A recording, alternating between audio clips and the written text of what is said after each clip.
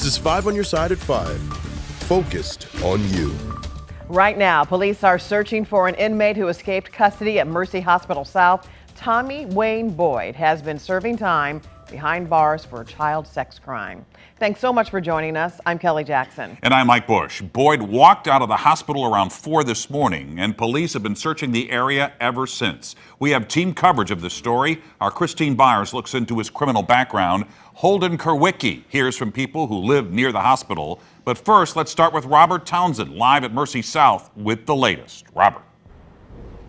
Mike, all day again, police have been searching for Tommy Wayne Boyd. And as we come on the air at 5 o'clock, right now, officers are still out there searching for this prison escapee. Let me tell you this, local, state, and federal officers' intense manhunt for Boyd is now reaching its 13th hour. A viewer shared these photos of St. Louis County police officers scouring every entrance and the grounds at Tower Grove Park this afternoon for Boyd. Now, officers are combing several other areas on the city's south side because they tell us there were possible sightings of the convicted child sex offender now on the run from police. Right now, the big question on the table, though, is still, how did the prison escapee bolt right out of Mercy South Hospital where he was undergoing treatment around 4 this morning? County police tell us right now that big question is right before the Department of Corrections. Right now, they're still trying to figure it all out. We've had some information that's led us to believe that he may have received some transportation. A lot of it's on foot, but again, you know, a lot of this is unconfirmed at this time. But he may have received a ride from somebody, but again, that's unconfirmed. We've had a lot of tips, a lot of information come in that we're still shuffling through at this point. Police say obviously Boyd is dangerous, and that's why they're stressing to the public to do not talk to this man, do not approach him. Instead, immediately pick up the phone and call 911 or Crime Stoppers. Police tell us they will be out around the clock throughout the night looking for this man. There is a reward up for grabs. We're on top of this. We're live in South County. I'm Robert Townsend. 5 on your side. And we continue our team coverage with the I-Team's Christine Byers. Christine looked into the suspect's background today, and what'd you find? So, Mike, the I-Team found that Boyd is a repeat offender, serving a sentence for similar crimes in the 90s. And tonight, the Department of Corrections is responding to how Boyd got out of the hospital on his own in the first place. Boyd's crimes all happened in Greene County, Missouri. He's originally from Springfield. Boyd is serving a 30-year prison sentence, which began in 2007 for enticement of a child. In Missouri, that means he was older than 21 when he attempted to persuade someone younger than 15 to engage in sexual contact. That charge labels him a sex offender for life. And it wasn't his first prison sentence. The I-Team has learned that he was also in prison from February of 1997 until November of 2006.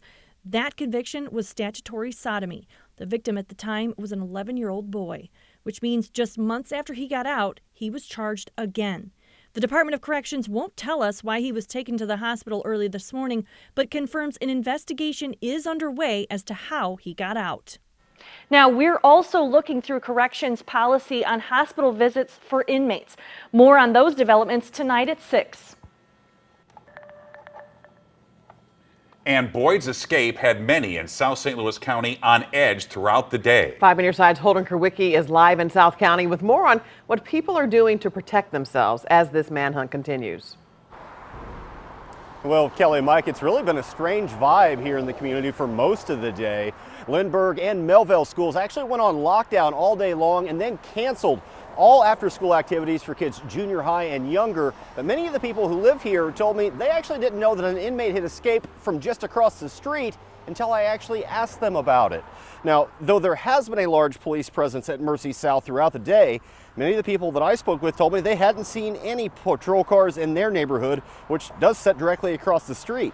The first sign that something was actually going on was when police helicopters started flying overhead and calls from loved ones came in checking to see if they were all right. Though many of the people I spoke with told me they're not worried, they did have some questions as to how Tommy Wayne Boyd escaped custody in the first place. I thought there would be police around. There should be police around. Needless to say, I don't know what he was doing in the hospital unsupervised anyway, if he's that dangerous. That makes me really nervous. Yeah, I mean, I don't know why they don't have him, but they need to explain how he got away and why he had to come into Mercy when there's other hospitals that are a lot closer.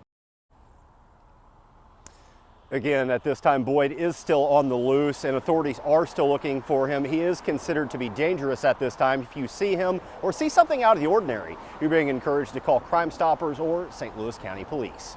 Reporting live in South County, Holden Krawicki, 5 on your side. So once again, police on the lookout for this man, Tommy Wayne Boyd. They say he escaped from custody around 4 this morning while at Mercy Hospital South. He's been serving time at the Potosi Correctional Facility for statutory sodomy. Police consider him to be dangerous, and anyone who sees him should call 911. We'll continue to follow the story on air and online at KSTK.com. You can also get breaking news alerts sent to your phone just by downloading the 5 on your side app. A man who fired a gun at St. Louis County Police is in the hospital after officers shot him. The shooting happened on Rambler Drive in Afton last night. Police say a man was intoxicated and refused to let the person who called 911 leave. Officers say he raised a gun at officers. Both the man and police fired shots. At last check, he's in critical condition. No officers were hurt. The man's name has not been released.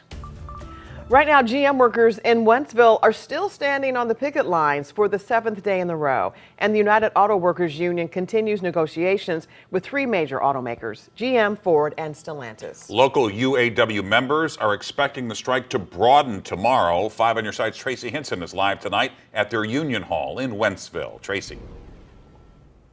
Mike and Kelly, this strike is a bit unique. Local 2250 is running a 24/7 picket line. Now, in comparison to the other strikes that have been making headlines, the WGA, the Writers Guild, and SAG-AFTRA, those lines only run just about every day for a few hours in the morning. But no matter day or night, union members here show up to show their solidarity. Trying to get the food out to the workers on the line. Keep the morale up. Maybe it's the hot dogs, but on day 7 with a big announcement looming tomorrow, morale is good. So far, we're standing strong together. I think that's the most important thing. Something he did only 4 years ago. I worked the night shift in 2019, and it's actually kind of fun. You're out, there's not a lot of traffic, so you got to keep yourself spirits up. During that 40-day strike, he didn't start worrying until the very end. I would say about 41 when they brought the contract out. Could that be what is happening Friday morning? International UAW President Shawn Fain has come out and said that I think they changed his press conference. It was supposed to be noon, and he moved it up to, I believe, 10 a.m. Eastern Daylight Time to announce the next round of plants that he would ask the locals to go on strike on if there's not movement at the table. If money isn't on the table, more UAW members will walk. They've made over $20 million this year. They've spent billions on stock buybacks. They have the money to pay us fairly and to repay us for the concessions we took in 2009. Now, the electrician we spoke to said the going rate for that trade in St. Louis is about $45, but at the GM plant here in Wentzville, they are making around $36. We'll hear more tomorrow from UAW President Shawn Fain at 9 a.m. our time. In Wentzville, I'm Tracy Hinson, 5 on your side. This is what auto workers are asking for. They want a 40% wage increase over 4.5 years. They also want a 32-hour work week with 40-hour pay. They also want traditional pensions. Since the strike, Stellantis has laid off hundreds of employees at 3 plants, 1 in Ohio and 2 in Indiana. GM is also idling a plant in Kansas, laying off about 2,000 employees. Coming up,